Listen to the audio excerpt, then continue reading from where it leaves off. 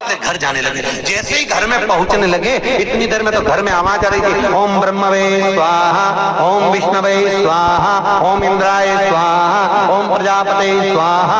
जैसे ही यज्ञ की आहुतियों की जब आवाज आई तो इतने में तुरंत दरिद्रता देवी तो भागी और भागकर पीपल के पेड़ के नीचे जाकर बैठ गई। दूसरा मुनि ने कहा, दरिद्रता चलो, ज्येष्ठा ये अपना घर है, तुम्हारा ससुराल, चलो।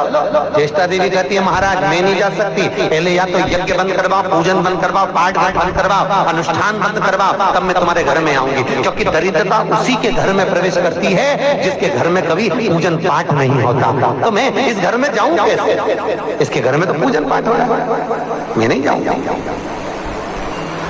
भगवान नारायण ने लक्ष्मी जी से विवाह कर लिया। दुसहा मुनि की पत्नी दरिद्रता पीपल के पेड़ के नीचे रहने लगी। इसलिए हमारे यहाँ हिंदू धर्म में पीपल का पेड़ घर में नहीं लगाया जाता, क्योंकि उसके नीचे कौन रहती है? जम के बोलो, दरिद्रता, ज्येष्ठा। अब दरिद्रता का निवास हो गया पीपल के पेड़ के नीचे। भगवान नारायण लक्ष्मी जी को लेकर घूमने के लिए चले। चलो थोड़ी देर, लक्ष्मी जी बोली मेरी बहन से नहीं मिले, चलो जरा मिलने। भगवान ने कहा चलो मिल के आते। और जो भगवान मिलने के लिए गए तो लक्ष्मी जी उनके लिए मिठाई का डिब्बा ले गए। अपन किसी के यहाँ जाते हैं तो मिठाई लेकर जाते, मिठाई ले गए और मिठाई ले जाकर जो दिया, दीदी ओ दीदी, दीदी बोली हाँ ले मैं तेरे लिए क्या लाई हूँ ले। और जो मिठाई का डब्बा दिया, इतने में दरिद्रता ने खोल कर देखा तो उसमें मिठाई थी। दरिद्रता को क्रोध आ गया और दरिद्रता ने कहा, लक्ष्मी तुझे मालूम नहीं कि मुझे प्रिय क्या, मुझे क्या अच्छा लगता है? लक्ष्मी जी ने कहा, मैं जानती हूँ तेरे को खट्टा और तीखा प्रिय है, मैं जानती हूँ तुझे खट्टा अच्छा लगता है, तीखा अच्छा लगता है, तो फिर मिठाई क्यों लाई? तो लक्ष्मी जी बोली, मेरे को लगा कि हो सकता है शादी के बाद तू चेंज हो गई हो, बदल गई, इसलिए मैं तेरी मिठाई का डब्बा उठाकर फेंक दिया दरिद्रता। और दरिद्रता ने फेंका। भगवान नारायण देख रहे थे। लक्ष्मी जी ने कहा चलें? भगवान विष्णु के चलो, चलिए। ये दरिद्रता को खट्टा और तीखा प्रिय है और लक्ष्मी को जम के तो बोलो मीठा। इसलिए हमारे हिंदू धर्म की रीति है, आज भी दुकान के बाहर, घर के बाहर नींबू मिर्ची टांगी जाती है, मिठाई रसगुल्ले नहीं, क्या टांगते हैं? नींबू मिर्ची। और मिठाई कहाँ रखी जाती है? घर के अंदर। तीखा और खट्टा बाहर और मिठाई अंदर। उसका केवल, कई लोग कहते हैं नींबू मिर्ची इसलिए टांगते हैं नजर नहीं लगे। नजर नहीं, लक्ष्मी और दरिद्रता ये दोनों बहन का नियम है। प्रतिदिन सुबह से लेकर शाम तक ये प्रतिदिन घूमने के लिए निकलती हैं। प्रतिदिन ये इनका काम ही है घूमना, दोनों बहनों का, दरिद्रता और लक्ष्मी का। जब इनको भूख लगती है तो दोनों घर में प्रवेश करना चाहती हैं और जैसे ही घर में प्रवेश करना चाहती हैं तो जैसी दोनों चलती हैं तो इतने में दरिद्रता देख लेती है कि मेरा भोजन तो बाहर ही टंगा है, तो दरिद्रता खाकर बाहर की बाहर चली जाती है और लक्ष्मी मिठाई के चक्कर में अंदर प्रवेश कर जाती है। लक्ष्मी लक्ष्मी अंदर प्रवेश कर जाती है।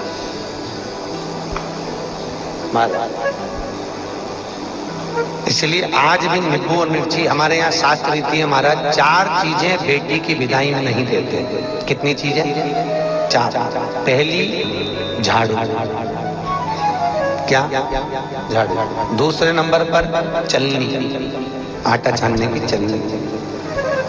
दूसरे नंबर पर चलनी, तीसरे नंबर पर सुई और चौथे नंबर पर अचार की बरनी। बेटी की विदाई में नहीं दी जाती। अगर ये 4 चीजें बेटी की विदाई में, माँ बाप ऐसे होते हैं कि कुछ सोचते ही नहीं, मेरी बेटी जा रही है, रख दे अचार रख दे, तो माँ उनकी इतने प्रेम से अचार की बरनी भर भर के रख देती है। उनको समझाओ, जिसके घर में ये 4 चीजें मायके की चली जाती है, सुई, झाड़ू, चलनी और अचार, उसका घर फूटने में देरी नहीं लगती महाराज, याद रखिए। उसके घर में फूट, पति पत्नी में फूट डलेगी, सास बहू में फूट डलेगी, भाई भाई में फूट डलेगी। तो लोग कहते हैं अच्छा खासा परिवार था, जब से बहू आई तब से घर में ऐसा उपद्रव मच रहा। उपद्रव क्यों मच रहा है? उसका कारण है क्योंकि तुम उसके घर का अचार खा गए। वो बनवा के लिए ही हो, तुमने खा लिया और अभी भी कह रहे हो हमारी बहू की माँ बहुत अच्छा अचार बनाती है, तो मंगवा लो, जा और मंगवा लो, खा। महाराज पहले बेटी की विदाई में भेजते थे बड़ी पापड़, और पहली विदाई में बेटी के भेजते थे बेटी के साथ में मैदे की पूड़ी, एक डलिया में कपड़े में बांध कर, उसमें ना तो नमक डलता था ना उसमें शक्कर डलती थी। क्यों? क्योंकि वो बेटी के विदाई में मैदे की पूड़ी इसलिए दी जाती थी कि हमने ये पूड़ी एकदम फीकी भेजी है, अब चाहे तुम इसमें नमक डालो चाहे इसमें शक्कर डालो, हमने तो हमारी बेटी को तुम्हें दे दिया, एकदम सीधी मैदे की पूड़ी की तरह भेजी है, अब तुम इसमें चाहे कपट भरो चाहे प्रेम भरो, तुम्हारी मर्जी है, हमने तो दे दी। कन्यादान करे और हम फिरी, हमें कही हमने तो देना था, दे दे। इसलिए बेटी के साथ में मैदे की पूड़ी भेजी जाती, मैदे की क्या बोलते हैं उसको, खाजा बोलते हैं, बड़े बड़े ले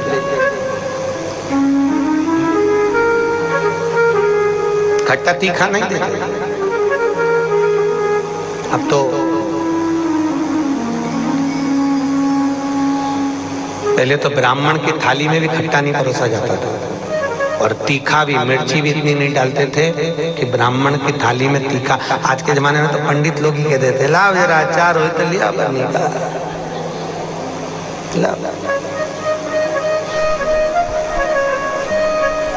पितरों के जो देवता हैं, किनके देवता? पितरों के। पितरों के देवताओं का नाम है आर्यमा। क्या नाम है? आर्यमा। काय पर बैठते हैं? कौवे पर। काय पर बैठते हैं? कौवे पर।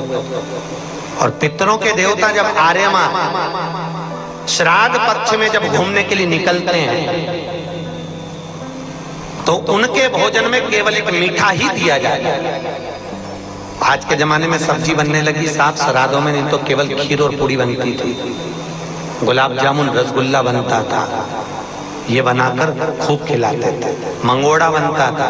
पर अब सब्जियां बनने लगी, अब तो लोग श्राद्ध में भी अचार परोस देते हैं। पर कितनी वर्ज्यता है महाराज, कितनी वर्ज्यता। श्राद्ध पक्ष में अगर राई से तुमने सब्जी को छोक दिया, काहे से छोका है? राई से। सब्जी को अगर छोक दिया और वो सब्जी और पूड़ी तुमने छत पर ले जाकर पटक दी, तुम कितना भी कौवा को बुलाना, कौवे का बाप नहीं उसको भोग लगाएगा, लगा ही नहीं। कितनी भी तुम सब्जी अगर राई से छुकी है, और अगर राई बिना सब्जी है तो तुम पटक कर जाओगे, कौवा आएगा और लेकर चलेगा, बुलाने की भी जरूरत नहीं है कि तू आ और खा, तुमने पटका रुखा कर जाएगा। महाराज तुमने डाला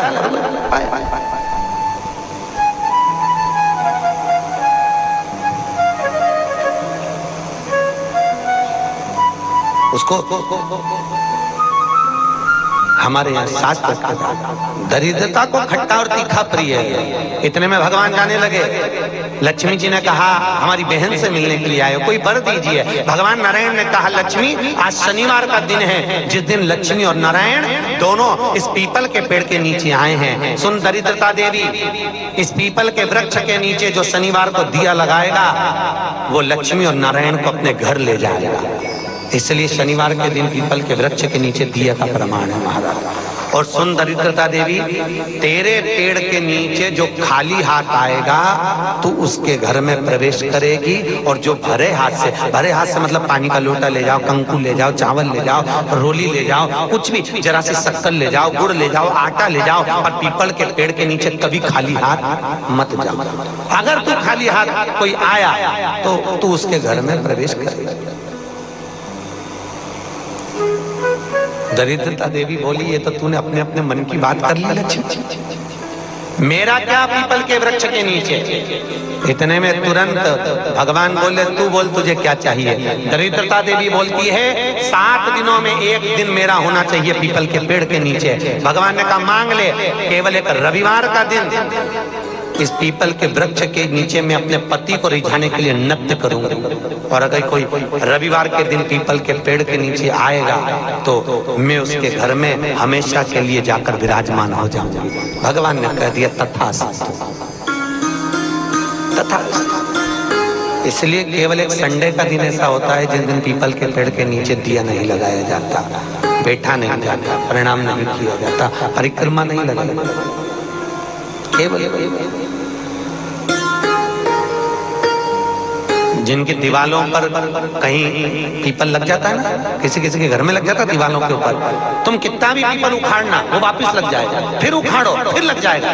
पर पीपल उखाड़ने का भी एक प्रमाण है, अगर पीपल को उखाड़ना है तो केवल एक रविवार के दिन दीवाल के सामने जहां से पीपल उखाड़ना है वहां पर नींबू और 7 मिर्ची रख दीजिए और उसके बाद पीपल को उखाड़ दीजिए और नींबू को वहां पर काट कर छोड़ दीजिए। उसके बाद कभी दीवाल में पीपल लग ही नहीं सकता उस स्थान में। अगर एक बार आपने उखाड़ा और उसके बाद नींबू मिर्ची मार दिया, क्योंकि वो खाकर अपना भाग ग्रहण कर कर दरिद्रता चली जाती है, उसके बाद पीपल वहां नहीं लग सकता। लगे दरिद्रता का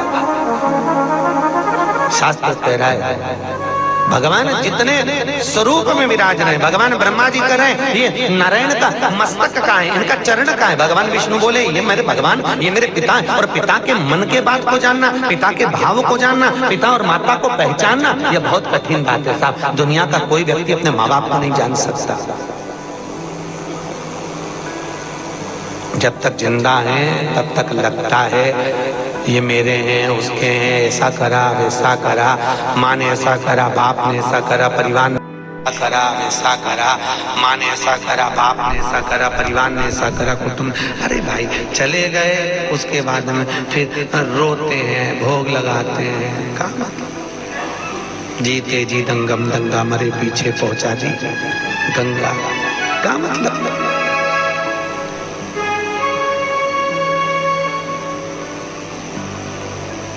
बड़ा पीछे।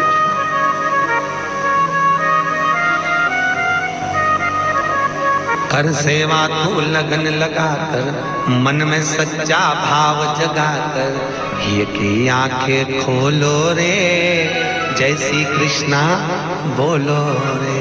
तुम मन लगाकर, चित्त लगाकर, अपने मन की वृत्ति को परमात्मा तक ले जाकर भाव से तुम परमात्मा को रिझाओ तो सही।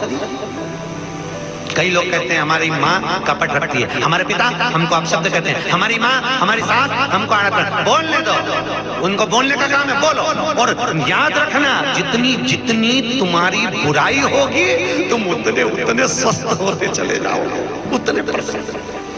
आपको पहले कथा कही थी 4 धाम मंदिर में, एक राजा बीमार पड़ गया, उसका काया गल गल कर नीचे टपकने लगी, काया का रोग हो गया। राजा ने सारे डॉक्टरों को दिखाया, इलाज नहीं मिला। तब गुरुजी के पास गया, गुरुदेव मेरे को बीमारी हो गई। गुरुजी बोले डॉक्टर को दिखाया, हाँ गुरुजी, पर मैं ठीक नहीं हुआ। गुरुजी ने कहा तेरा बड़ा भाई था कहाँ है? तो कि वो तो मर गया। भाभी है? हाँ। कहाँ है? राजभवन में। एक काम करा कर, चुपचाप से किसी को मालूम मत पड़ने देना, भाभी के कमरे के बाहर जब भाभी सो जाए तो चटाई ढाल के रजाई ओढ़ के सो जा, ठीक हो जाऊंगा। हाँ। अब गुरु तो ऐसे आड़े टेढ़े उपाय बताता है, गुरुओं का तो काम ही। गुरु तो गुरु, बस उन्होंने तो बोलना था बोल दिया।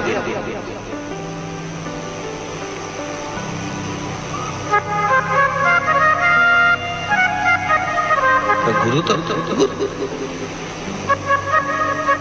महाराज भावसर जी, यहाँ सागर के पास में एक गांव है, वहां पर एक महाराज जी रहते हैं। और किसी को सांप डस लेता है ना, तो भले वो हॉस्पिटल में पड़ा हुआ, सांप डस ले और वो फोन पर उनसे बात करा दो महाराज से, वो महाराज वहां से कुछ नहीं कहते, केवल गाली बकते, लपक के उसके कान में, और 15 से 20 मिनट में सांप का जहर उतर जाता है। अब गुरु तो गुरु की मर्जी,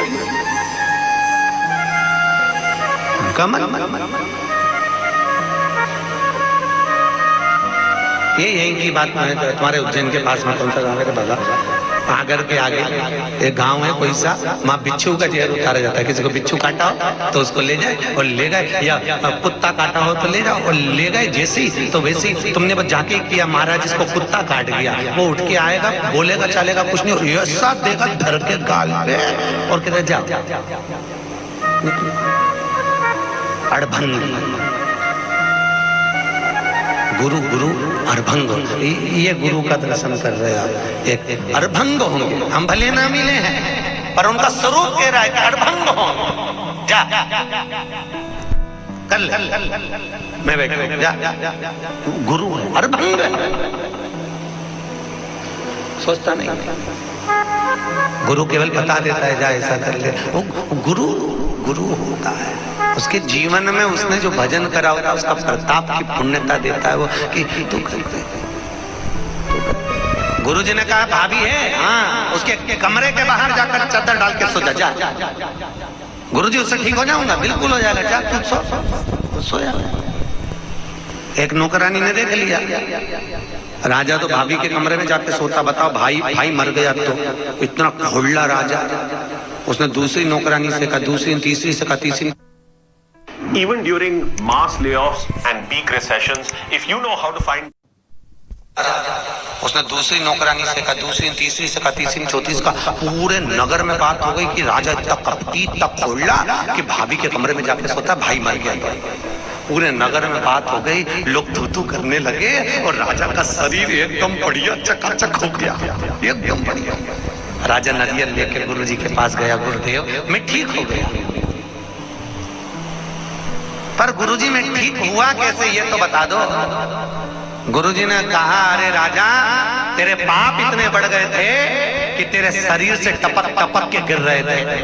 उन पाप को समाप्त करने के लिए मैंने चारों तरफ तेरी इतनी बुराई करवाई कि तेरा पाप कट गया, और पाप कट गया तो तू ठीक हो गया। तो याद रखना, तुम देखना एक बहू और एक सास, बहू की उम्र 25 साल की रहे, 30 साल की रहे तो कहीं उसका घुटना दुखे, कहीं कमर दुखे, कहीं पीठ दुखे, कहीं सिर दुखे, 24 घंटा बहू का कुछ ना कुछ दुखता ही रहे। और एक बूढ़ी सास 70 साल 60 साल की तो भी मंदिर दौड़ के चली जाए, चकाचक घूमती फिरे, ना हाथ दुखे ना पाँव दुखे। तो कई बहुओं को लगे हमारी सास तो देखो गजब की सास, 70 साल ने अभी भी महाकाल की आरती करे, अभी भी मंगला करे, अभी भी दौड़ी जाए और अभी भी ऐसा कर ले, अभी भी ऐसा कर ले। तो कारण क्या है उसका? केवल इतना सा कारण है कि बहू सास की इतनी बुराई करती तो सास चकाचक होती चली जाती है, एकदम बड़ी चक चक चक। तो निवेदन है आपसे, सास को जल्दी निपटाना है तो बुराई करना बंद कर दो, निपट गए तुम उसका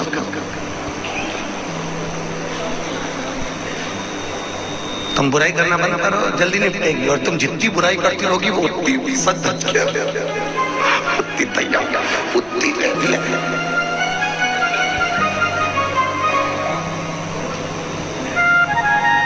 अभी हमारे भाव साहब परिवार में भी देख लो, इनकी बड़ी भाभी और एक उनकी बहू, दोनों, अब दोनों सजी पर डोकरी ओल्ड इज गोल्ड।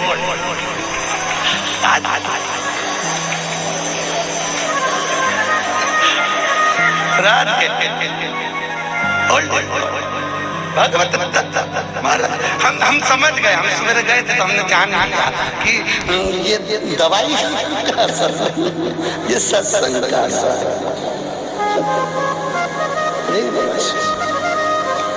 जो दिया है कब अब उन दो बुराई